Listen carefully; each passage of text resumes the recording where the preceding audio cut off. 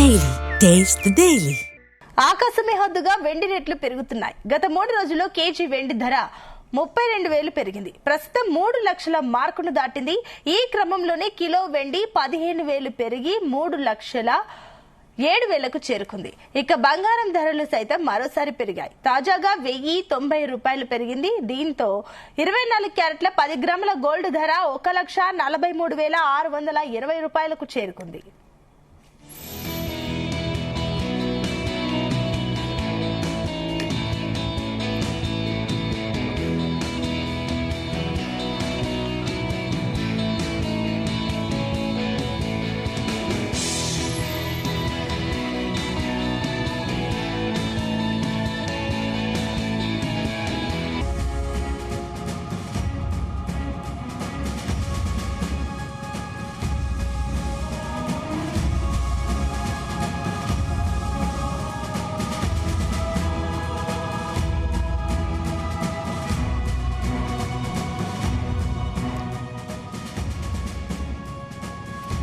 ఇక ఆకాశమే హద్దుగా వెండి రేట్లు పెరుగుతున్నాయి. గత 3 రోజుల్లో కేజీ వెండి ధర 32,000 రూపాయలు పెరిగింది. ప్రస్తుతం 3 లక్షల మార్కును దాటింది.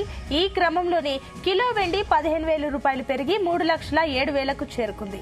ఇక బంగారం ధరలు సైతం మరోసారి పెరిగాయి. తాజాగా 1,090 రూపాయలు పెరిగింది. దీంతో 24 క్యారెట్ల 10 గ్రాముల గోల్డ్ ధర 1,43,620 రూపాయలకు చేరుకుంది. ఇక ఇదే అంశానికి సంబంధించి మనకు అనాలిసిస్ ఇవ్వడానికి మాతో పాటు జీవి సత్యనారాయణ గారు, స్టాక్ మార్కెట్ అనలిస్ట్, అదేవిధంగా ఫైనాన్షియల్ ఎక్స్పర్ట్ ఉన్నారు.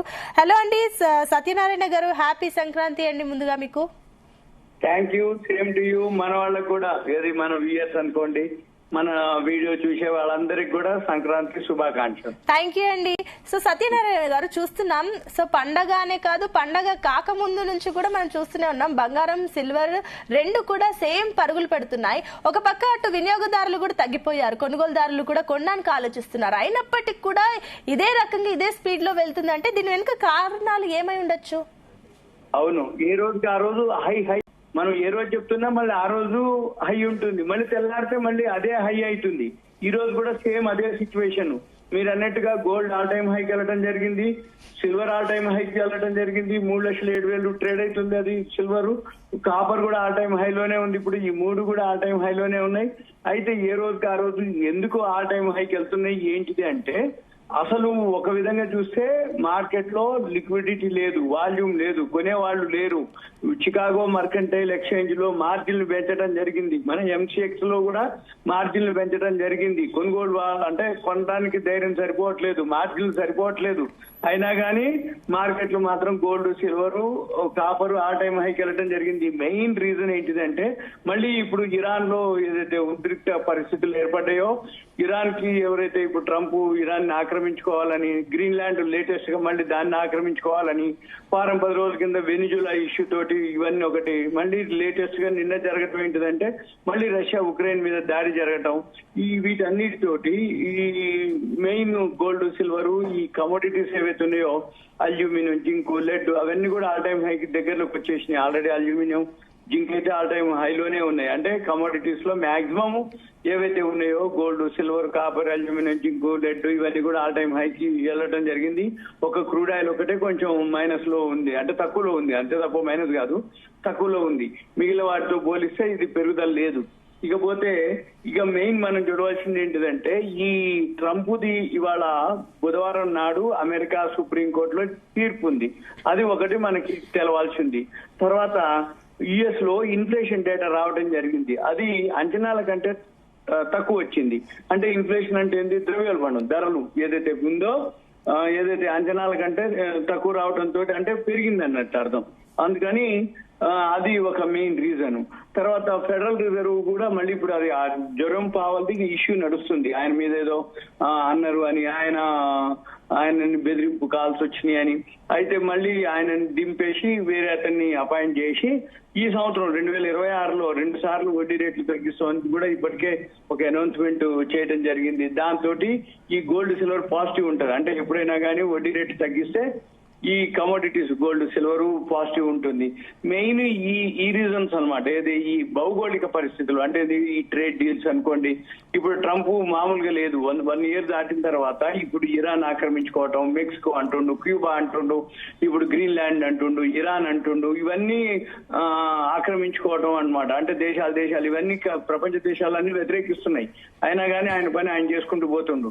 అమెరికా సుప్రీంకోర్టు వాళ్ళ జడ్జిమెంట్ ఉంది, మొన్న లాస్ట్ వీక్ ఉండేది, అయితే అది పోస్ట్ పోన్ అయ్యి ఈ రోజుకి జరుగుతుంది. ఈ రోజు జడ్జిమెంట్ ని బట్టి ప్రపంచ దేశాలకు ఫేవర్ వస్తుందా, అన్ఫేవర్ వస్తుందా, ట్రంప్ కు ఫేవర్ వస్తుందా, అన్ఫేవర్ వస్తుందా, న్యూట్రల్ వస్తుందా, పోస్ట్ పోన్ చేస్తారా తెలియదు. ఇక ఆ జడ్జిమెంట్ ని బట్టి ప్రపంచ దేశాలకు పాజిటివ్ వస్తే ట్రంప్ కొంచెం ఈ సుంకాలు టారిఫ్లు వాటి మీదే అనమాట. ఈ ప్రపంచ దేశాలన్నీ కూడా ఈ సుంకాలు టారిఫ్లు చట్టబద్ధత లేవు అని వాళ్ళు ఫైల్ చేయడం జరిగింది. ట్రంప్ ఏమంటాడు, ఈ సుంకాలు టారిఫ్లతోటి అమెరికా బలోపేతం అవుతుంది, అందుకని ఇవి ఉండాలి అని ట్రంప్ వాదన. అయితే ఇదంతా కూడా ఏం జరుగుద్ది, ఎలా జరుగుతుంది అనేది మనం చూడాలి. ఒకవేళ ట్రంప్ కి రాకుండా ప్రపంచ దేశాలకే ఫేవర్ కి వచ్చే ఆలోచన ఉంది విశ్లేషకులు అనటం కానీ, ఎవరికి చేసినా కానీ ఇది చట్టబద్ధత కాదు కాబట్టి ప్రపంచ దేశాలకి ఏదైతే ఉందో ఫేవర్ గా, అంటే ఏంది ఒక దగ్గర ఎక్కడో ఒక దగ్గర చట్టబద్ధత తోటి ఉండాలి. ఏది సుంకాలు టారిఫ్లు ఒక లిమిట్ లో ఉండాలి. నీ మాట వింటే తక్కువ, నీ మాట వినకపోతే ఎక్కువ, అట్లా కాకుండా సింపుల్ అన్నమాట. ఇప్పుడు ఇరాన్ కి ఎవరైతే కానీ రష్యా నుంచి కానీ ఎవరైతే చమురు తీసుకుంటారో అంతకుముందు మంది ఇండియా మీద 25% ఉంది, 50% చేశారు. ఇప్పుడు ఇరాన్ తోటి మనం కనుక చమురు బిజినెస్ చేస్తే ఇంకో 25% అన్నాడు, అంటే 75% పడుతుంది అన్నట్టు మనకి. అంటే ఏంది, ఇరాన్ తోటి ఎవరైతే మిత్రత్వం ఉన్నా, రష్యాతో మిత్రత్వం ఉన్నా, రష్యాకి మిత్రత్వం ఉన్నటువంటి దేశాలు ఏదైనా, రష్యా నుంచి చమురు కానీ క్రూడ్ ఆయిల్ ఏవైతే తీసుకున్న దేశాలున్నా వాటన్నిటికీ ఇప్పుడు ఆధిపత్యం కోసం ట్రంప్ వాటి మీద సుంకాలు పెంచడం, టారిఫ్లు పెంచడం, చర్చల కోసం అనడం, ఆ చర్చలు సఫలీకృతం కాకపోవటం. మన దగ్గర కూడా అప్పుడు ట్రేడ్ డీలు 50% అని, సరే మీరు మనం మధ్యస్థం చేస్తాం అనటం, చేయించింది లేదు, పెట్టింది లేదు, అంటే 30%, 40% అన్నారు. మళ్ళీ ఇప్పుడు ఏమంటుండు, మన ఇండియా మీద 50% ప్లస్ ఇప్పుడు ఇరాన్ తోటి మీరు చమురు బిజినెస్ చేస్తారు కాబట్టి ఇంకో 25%, అంటే 75%. అంటే ఈ ఇరాన్ తో ఉన్న ఎఫెక్ట్ మనకి పెద్దగా ఏం కాదు. ఎందుకోసం అంటే ఆయన 75% అన్నా అది పెంచినా మనకి పెద్ద ఉపయోగం కానీ పెద్ద లాస్ అయ్యేది కానీ మన దేశానికి ఏం పెద్దగా అంటే నష్టపోయేది ఏం లేదు. కాకపోతే ఆయన అనౌన్స్మెంట్ చేయడం జరిగింది, ఏది ట్రంప్ ఇరాన్ తోటి ఎవరైతే ఉంటారో. మళ్ళీ ఇప్పుడు ఇంకోటి ఏంది, ఇప్పుడు గ్రీన్లాండ్ ఇష్యూ ఒకటి వచ్చింది నిన్న. మళ్ళీ లేటెస్ట్ గా ఏంది, రష్యా మళ్ళీ ఉక్రెయిన్ మీద దాడి అనటం జరుగుతుంది. మళ్ళీ వీటన్నిటి మీద ఇప్పుడు వీటితోటి ఈ ప్రభావం ఎప్పుడైతే ఇటువంటి రోజు ఏదో ఒక న్యూస్, అంటే ఉదయం నుంచి సాయంత్రం వరకు మామూలుగా ఉంటుంది, రాత్రి ఎప్పుడో ఒక న్యూస్ వచ్చేస్తుంది, తెల్లారిపాటికి మనకి ఆ న్యూస్ తోటి మార్కెట్ లో మీరు అన్నట్టుగా gold silver all time high అయింది. అంతెందుకు లేటెస్ట్ గా మనం బిలో 2 lakhs ఉంది. అక్టోబర్ 20కి ఏదైతే షాపుల ముందు క్యూలు కట్టి గోల్డ్ సిల్వర్ కొనుక్కున్నారో బార్లు, అప్పుడు అక్టోబర్ 20 ఎక్కడ, నవంబరు, డిసెంబరు, జనవరి 20, అంటే ఇంకొక వారం రోజులు ఉంది అనుకోండి. 3 నెలల్లోనే మామూలుగా లేదు, ఫాస్ట్ గా గోల్డ్ అనుకోండి, సిల్వర్ అనుకోండి, మొన్నటి దాకా బిలో అంటే 1.5, 1.6, 1.7 కూడా ఉంది అక్టోబర్ 20 ఆ తారీఖులో. ఏది అప్పటికే ఆల్ టైమ్ హై అది సిల్వర్. ఇప్పుడు ఒక్కసారికి 3 లక్షలు దాటిపోయింది.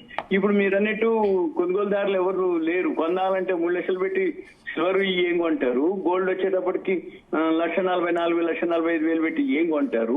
మరి ఇవన్నీ అని అంటే ఆగిపోయారు అన్నట్టు. అందుకని ఇక రాబోయే రోజుల్లో అంటే 2026లో మాత్రం మళ్ళీ కాపర్ అయితే బాగా పెరిగే అవకాశాలు ఉన్నాయి. గోల్డ్ సిల్వర్ కూడా తగ్గితే కొనొచ్చు అని అంటాం, కానీ ఎక్కడ తగ్గుతుంది, అది ఏ రోజుకి ఆ రోజు పోతూనే ఉంది. అంటే ఏమైతుంది, ఈ న్యూస్ తోటి అయితే ఎలా అయితే బాగా ఫాస్ట్ గా పెరుగుతూ వచ్చిందో మళ్ళీ అదే మాదిరి పడాలి. మరి అది అంటే ఇప్పుడు సత్యనారాయణ గారు ఇంకొక సైడ్ చూస్తే కూడా మహిళలకి ప్రత్యేకించి ఇప్పుడు గోల్డ్ కొనాలని ఎంత ఇష్టంగా ఉంటుందో, అట్ ద సేమ్ టైం ఇప్పుడు ఆ రేట్ వల్ల కొనలేని సిచ్యువేషన్. సో ఇప్పుడు సిల్వర్ జ్యువెలరీ పైన కూడా ఎక్కువగా ఆసక్తి చూపిస్తున్నారు. ఇది సేఫ్ ఇన్వెస్ట్మెంట్ అనుకోవచ్చా, లైక్ వేసుకోవడానికి కానీ కొనుక్కోవడానికి కానీ? అవును, మరి ఇప్పుడు ఎట్లుంటది అంటే గోల్డ్ కొనే పరిస్థితులు లేదు కాబట్టి సిల్వర్ జ్యువెలరీ కొనుక్కొని దాన్ని వేసుకొని తృప్తి పడతారు. అంతకు మించి ఇప్పుడు ఎక్కువ శాతం ఎట్లుందంటే ఎలా అలవాటు పడ్డారంటే ఆ ఈవెంట్స్ ని బట్టి, అంటే ఒక ఫంక్షన్ కనుక జరిగితే అంటే ఉదయం మధ్యాహ్నం సాయంత్రం 3 సార్లు డ్రెస్సులు మారిస్తే అంటే పట్టు చీరలు మారిస్తే కలర్లు మ్యాచింగ్లు దానికి తగ్గ సేమ్ ఒకటే మోడల్ ఒకటే నెక్లెస్ వేసుకోరు అనమాట. 3-4 నెక్లెస్లు కావాలి, 3-4 మోడల్స్ కావాలి. ఇవన్నీ అయ్యేటప్పటికి ఇప్పుడు మీరు అన్నట్టు కొనే పరిస్థితుల్లో లేరు, వాళ్ళు కూడా కొనిపించే పరిస్థితుల్లో లేరు. కొనుక్కున్నా కానీ దాన్ని సేఫ్టీగా జాగ్రత్తగా ఇప్పుడు ఎన్ని చూడట్లేదు దొంగతనాలు అనుకోండి, అదే చైన్ స్నాచింగ్లు అనుకోండి, లేకపోతే ఇప్పుడు ఎక్కడైతే మ్యారేజ్ ఈవెంట్స్ లో ఉంటే ముందు వీటిని దాచి పెట్టుకోవటమే సరిపోతుంది. అంటే ఎంత జాగ్రత్తగా ఉన్నా దొంగలు అదే ఇంత జరిగింది అట్లా జరిగింది అని చెప్పేసి మనం ఎన్ని చూడట్లేదు.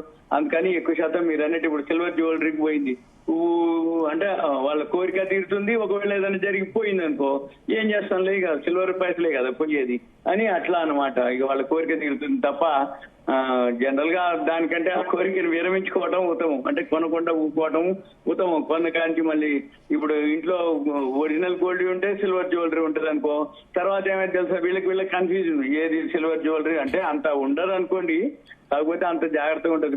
గోల్డే సిల్వర్ జ్యువెలరీ. కానీ ఇప్పుడు ఇంకొకటి ఇన్వెస్ట్మెంట్ గురించి కనుక ఆలోచిస్తే ఇప్పుడు సిల్వర్ పైన ఇన్వెస్ట్మెంట్ కరెక్ట్ ఆప్షన్ అనుకోవచ్చా? ఇప్పుడు వద్దులేమ్మా, ఇప్పుడు మనం ఎంకరేజ్ చేసే పరిస్థితుల్లో కనపడట్లేదు నాకైతే. ఎందుకంటే ఈ రేట్లలో ఇన్వెస్ట్మెంట్ అంటే దాని బదులు ఎస్ఐపీలు ఈటీఎఫ్లు okay, gold ETF silver ETF, దాని బదులు కాపర్ ఈటీఎఫ్ సేఫ్. కానీ కాపర్ మనకు లేదు, మన ఈటీఎఫ్ లో లేదు. మల్టీనేషనల్ కంపెనీ ఎంఎన్సీ ఈటీఎఫ్ లో ఉన్నాయి, అయితే మనం ఎలిజిబిలిటీ కాదు. కానీ మన దగ్గర ఏవైతే బ్రోకింగ్ ఫర్మ్ లో ఉన్నాయో వాళ్ళ ద్వారా మనం డాలర్ లో ఇన్వెస్ట్ చేయాలి. డాలర్ లో ఇన్వెస్ట్ చేసి అంటే ముందు ఒక demat account, trading account open చేసుకొని ఇండియన్ రూపీస్ ఆ అకౌంట్ లో అంటే యుఎస్ అకౌంట్ ఒకటి ఓపెన్ చేసుకోవాలి. యుఎస్ అకౌంట్ ఓపెన్ చేసి మన ఇండియన్ కరెన్సీని దాంట్లో ట్రాన్స్ఫర్ పెట్టాలి. పెట్టిన తర్వాత అది ఏ రోజు 90 రూపాయలు 90 చిల్లర ఎంత ఉంటే అంత ఆ ప్రకారంగా అది కన్వర్షన్ చేస్తుంది డాలర్ రూపంలో. అప్పుడు మనము కాపర్ ఈటీఎఫ్ ఓకే. కాపర్ ఇంకా సింపుల్ అనమాట. ఎవరైతే మన వీడియో చూస్తున్నారో కొన్ని ఉంటాయి అనమాట, అంటే రిలేటెడ్. సపోజ్ ఇప్పుడు గోల్డ్ రిలేటెడ్ ఉంది, గోల్డ్ కొనే బదులు Muthoot finance, Titan, Manappuram finance పెరుగుతాయి. సపోజ్ ఇప్పుడు కాపర్ పెరిగింది, కాపర్ రిలేటెడ్ హిందుస్థాన్ కాపర్ ఉంది, అది పెరుగుతుంది. సపోజ్ ఇప్పుడు సిల్వర్ ఉంది, వేదాంత ఉంటుంది, స్టెర్లైట్ ఒకటి ఉంది సిల్వర్ కి. అల్యూమినియం వచ్చేటప్పటికి హిందుస్థాన్ అల్యూమినియం, హిండాల్కో అంటాం, నాల్కో నేషనల్ అల్యూమినియం, ఇవి కొనుక్కోవచ్చు. జింక్ వచ్చేటప్పటికి హిందుస్థాన్ జింక్ ఉంది. లెడ్ వచ్చేటప్పటికి హెచ్ఈజీ ఒకటోను, గ్రాఫైట్ అని ఒక షేర్లు ఉన్నాయి. ఇలా కాకపోతే మనం ఆ కమోడిటీస్ లో కొనలేని షేర్లు ఏవైతే ఉన్నాయో, కొనలోని కమోడిటీస్ ఏవైతే ఉన్నాయో ఈక్విటీలో దానికి రిలేటెడ్ షేర్స్ ఉంటాయి, కొనుక్కోవటం కొంచెం బెస్ట్ అనమాట. ఎందుకోసం అంటే ఈ ఈటీఎఫ్లు కూడా ఈ మధ్య కాలంలో ఎలా జరుగుతున్నాయి అంటే గ్యాప్ అప్ తోటి ఓపెన్ అయ్యేటప్పటికి మనం ఏదైనా బయింగ్ పెడితే అది కావట్లేదు ఒకటి. రెండోది బయింగ్ పెట్టి అయిన తర్వాత హైలో కొనిపిస్తుంది అది ఆ ఈటీఎఫ్ కూడా మన దాంట్లో ఉన్న వాటిని. మళ్ళీ ఇంకోటి మనం అమ్మకుండానే అది అమ్మేస్తుంది, అదే సిస్టమే అమ్ముతుంది. వాళ్ళని అడిగితే మాకు తెలియదు అది ఇది అని ఏదో చెప్పుకొచ్చారట. ఈ మధ్య మనకి అటువంటి కంప్లైంట్లు ఎక్కువ వస్తున్నాయి. జనరల్ గా ఎప్పుడైనా కానీ ఈటీఎఫ్లు ఏదైతే ఉందో మనం కొనుక్కున్న తర్వాత మనిషి పూర్తిగా మనం అమ్మితే తప్ప అమ్ముడుపోదు అది. కానీ సిస్టమ్ తీసేస్తుందట, వాళ్ళకి ఎవరు సర్వీస్ ఇవ్వటం కానీ అదంతా జరుగుతుంది ఈ మధ్య. అంటే ఈ ఈటీఎఫ్లు ఆల్ టైమ్ హైకి వెళ్ళినప్పుడు అసలు సిల్వర్ ఈటీఎఫ్లే పనిచేయలే, అంటే ఆగిపోయినాయి అవన్నీ. అక్కడ మళ్ళీ అటువంటి ప్రాబ్లమ్స్ మళ్ళీ అయ్యే అవకాశాలు ఉన్నాయన్నమాట. కాబట్టి ఎవరికి వాళ్ళు ఆ ఈటీఎఫ్లు కానీ ఎస్ఐపీలు కానీ ఎవరైతే చేద్దామని అనుకుంటారో వాళ్ళు కొంచెం చేయాలి. దాని బదులు గోల్డ్ సిల్వర్ బదులు కాపర్ తగ్గినప్పుడు కానీ, ఎనీ గోల్డ్ కానీ సిల్వర్ కానీ కాపర్ కానీ ఇవేవైతే ఉన్నాయో తగ్గినప్పుడు కొనుక్కోవటం అనేది ఉత్తమం. అది కూడా ఇంకొకటి ఫైనల్ గా ఇప్పుడు ఇంకొకటి అంటే చెప్పండి సత్యనారాయణ గారు, చాలా మంది ఇప్పుడున్న జనరేషన్స్ లో చాలా మంది గోల్డ్ స్కీములు కడుతూ నెల చిట్టి కడుతూ ఉంటున్నారు. సో ఇది కూడా ఆలోచన విరమించుకోవడం బెటర్ అనుకోవచ్చా ఫ్యూచర్ లో, లేదంటే ఇది కంటిన్యూ చేయాలా? ఈ స్కీమ్స్ అంత వర్కౌట్ కావు. ఎందుకంటుందంటే ఈ స్కీమ్స్ ఏం చేస్తామంటే నెలకు 10,000 కడతాం, మీరు 11 నెలలు కట్టండి, సంవత్సరం అంటే మనకి 1,20,000 అవుతుంది. అంటే నెలకు 10,000 కడితే 11 నెలలకి 1,10,000, ఇంకో 10,000 కలిపేసి మనకి 1,20,000కి ఇస్తాడు. అయితే మనం ఇప్పుడు వాళ్ళు చెప్పడం ఏంటంటే ఏ రోజు రేటుకి ఆ రేటుకే కొంటాము, మీ జమ అయిపోతుంది, అంతా ఆన్లైన్, అదంతా ట్రాన్స్పరెన్సీ ఓకే. కానీ మనం కొనేది ఏదైతే ఉందో అప్పటికి మనకి నచ్చిన మోడల్ మన పైసలకి రాదు. అంటే మన పైసలు 1,20,000 ఉంటాయి అక్కడ. అక్కడ. అంటే అంత మందం ఎన్ని గ్రాములు సుమారు ఎన్ని గ్రాములు వస్తే అన్ని గ్రాములే కొనాలి అంటాడు. దానికి నో మేకింగ్ నో వేస్టేజ్ అని చెప్తాడు. కానీ మనం కొనేది అంతకంటే ఎక్కువ ఉంటది అనుకోండి, మళ్ళీ దానికి వేస్తాడు 22-23% అది వేస్తాడు. లేదు మనం తక్కువ తీసుకున్నాం అనుకోండి, అది రాదండి రిటర్న్ అని చెప్తాడు. అంటే అక్కడ ఏం జరుగుతుంది, మన పైసలకి తగ్గటువంటి వాల్యూస్ ఏదైతే ఆర్నమెంట్స్ ఉందో అది మనకు నచ్చదు. అంతకంటే ఎక్కువ పోవాలి, అంతకంటే తక్కువ పోవటానికో రిటర్న్ రాదు, ఎక్కువ పోతున్నా మళ్ళీ దానికి 23-24% మేకింగ్లని వేస్టేజ్లని జిఎస్టీలు వేస్తారు. నేను అనేది ఏంటంటే ఆ స్కీమ్లు అసలు ఏ జోలికి పోవద్దు, మెదలకుండా మీరు ఏ రోజైతే ఆ 10,000 5,000 స్కీమ్ కట్టదలుచుకోర్రో అవి అంత మందము ఈటీఎఫ్లు అన్న కొనుక్కోండి, ఫిజికల్ గా 24 క్యారెట్స్ గోల్డ్ కాయిన్స్ దొరుకుతాయి, ఆన్లైన్ లోనే దొరుకుతాయి. అందరు ఇస్తున్నారు ఇప్పుడు. బ్రాండెడ్ జ్యువెలరీ షాపులు అన్ని కూడా ఆన్లైన్ లో అవైలబుల్ ఉంది. అవి 24 క్యారెట్స్ 1 గ్రామ్ అనుకోండి, 1 గ్రామ్ అయితే 1 గ్రాము, 2 గ్రామ్స్ అయితే 2 గ్రామ్స్, వాళ్ళ అమౌంట్ బట్టి వాళ్ళు బిల్ చూసుకొని అది కొనుక్కోవటం సేఫ్. ఎందుకోసం అంటే మనం ఎప్పుడైతే 1 ఇయర్ అనుకోండి, 1.5 ఇయర్ ఎనీ టైం ఆ కాయిన్స్ కనుక ఇచ్చేస్తే 24 క్యారెట్స్ ప్యూరిటీ ఉంటుంది. కాబట్టి నువ్వు ఏ ఆర్నమెంట్స్ కొనుక్కున్నా దాని యొక్క డిఫరెన్సే అంటే ఆ మేకింగో వేస్టేజో లెక్క క్యాల్కులేట్ చేస్తారు. మన దానికి ఎంత కాస్ట్ అయిందో వాల్యూ వేస్తారు, వేసేసి ఆ డిఫరెన్స్ పే చేస్తే మనం ఎక్కడ నచ్చితే అక్కడ, ఏ షాప్ నచ్చితే ఆ షాప్ లో మనం ఆర్నమెంట్స్ కొనుక్కోవచ్చు. అంతే తప్ప ఇప్పుడు స్కీములు కడితే ఏ షాప్ లో ఏ స్కీమ్ లో కడతాం మనం అక్కడే తెచ్చుకోవాలి. అంటే ఉదాహరణకి ఎక్సో వైయో జెడ్డో ఏదైతే ఒక ఉందనుకోండి, వాళ్ళు ఏమంటారంటే మాది ఏ బ్రాంచ్లైనా అప్లికబుల్ అంటారు. ఓకే, ఏ బ్రాంచ్ అయినా అప్లికబుల్, ఏ మోడల్ అయినా ఇంకా అయ్యే మోడల్స్ ఉంటాయి. మనకు ఒక షాప్ లో నచ్చితే అదే షాపులు అంటే వాళ్ళ ఎన్నిసార్లు తిరిగినా అయ్యే మోడల్స్ ఉంటాయి. కాబట్టి వేరే షాపులు తిరగాలి, వేరే షాపులు తిరిగినప్పుడు వీళ్ళు ఇయ్యరు.